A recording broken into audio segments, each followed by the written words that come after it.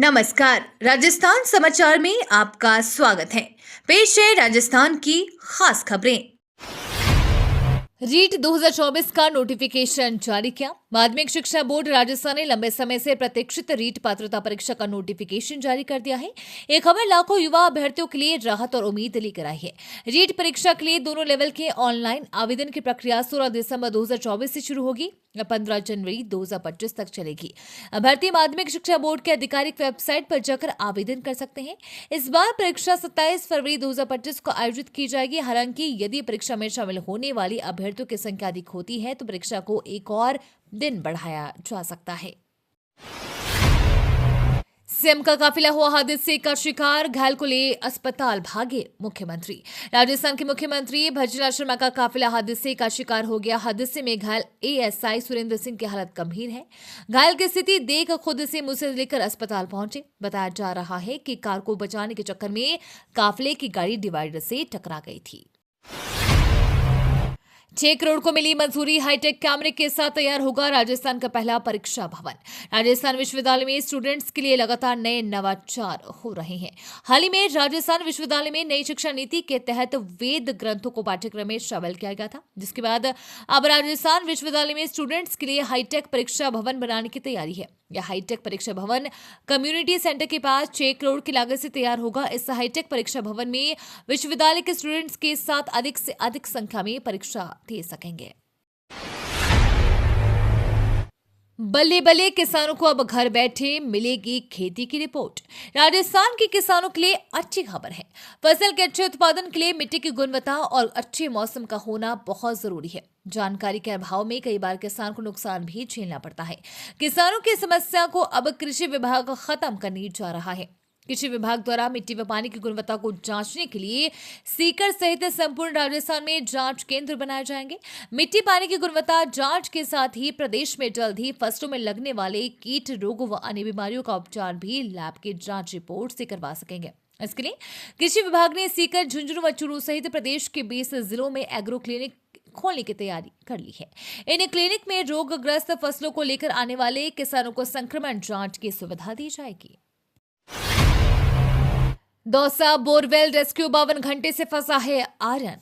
राजस्थान के दौसा जिले में बोरवेल में गिरे बालक आर्यन को बोरवेल में गिरे 52 घंटे का समय बीत चुका है। यहां लगातार रेस्क्यू ऑपरेशन जारी है।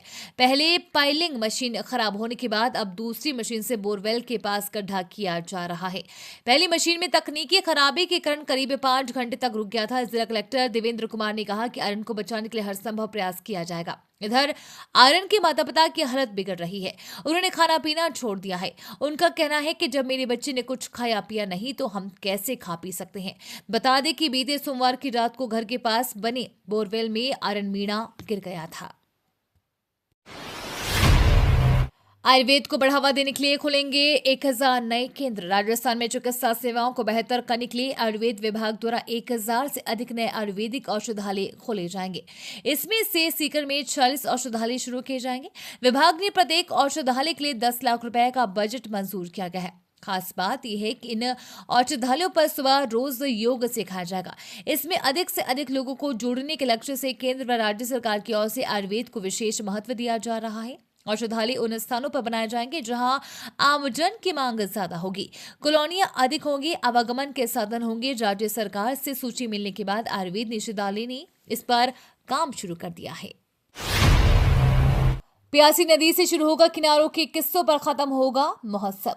झीलों की नगरी उदयपुर में सांस्कृतिक गतिविधियों को प्रोत्साहन देने और नई प्रतिभाओं को मंच प्रदान करने के उद्देश्य से 3 दिवसीय उदयपुर नाट्य रंग महोत्सव 2024 का आयोजन किया जा रहा है। यह आयोजन 13 से 15 दिसंबर 2024 तक राजस्थान साहित्य अकादमी सभागार में होगा। भारत सरकार के संस्कृति मंत्रालय और राजस्थान सरकार के कला एवं संस्कृति विभाग के सहयोग से इसका आयोजन किया जा रहा है। पिछले 54 वर्षों से कला, साहित्य और संस्कृति के क्षेत्र में कार्यरत नाट्य संस्था इस महोत्सव का आयोजन कर रही है।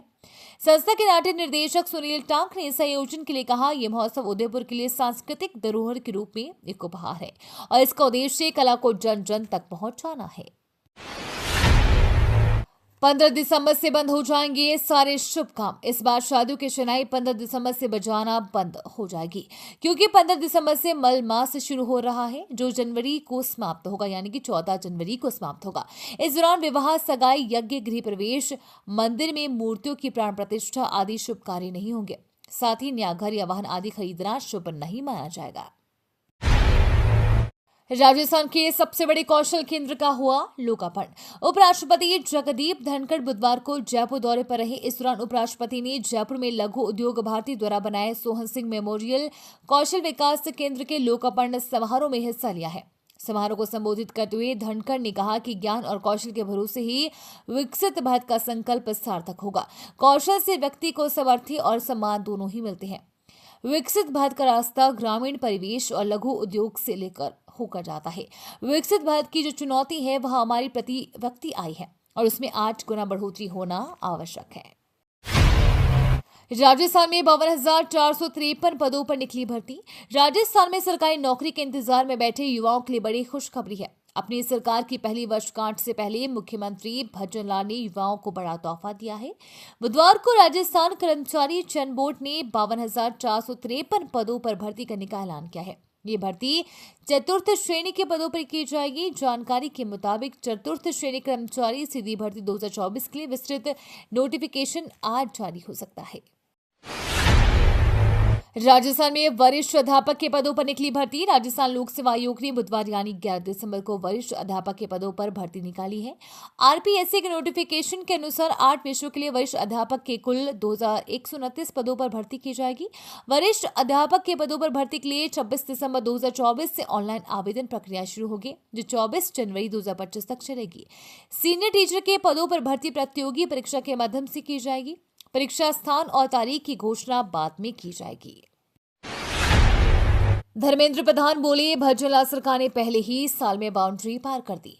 3 दिवसीय rising Rajasthan global investment summit का समापन हो गया। समापन सत्र में केंद्रीय शिक्षा मंत्री धर्मेंद्र प्रधान ने प्रदेश की भजन लाल सरकार की तारीफ की। धर्मेंद्र प्रधान ने कहा कि प्रधानमंत्री नरेंद्र मोदी के नेतृत्व में 2047 तक भारत दुनिया की सबसे ताकतवर अर्थव्यवस्था बनेगा। साथ ही राजस्थान भारत का अग्रणी राज्य होगा। भजन लाल सरकार ने पहले ही साल में बाउंड्री पार कर दी है।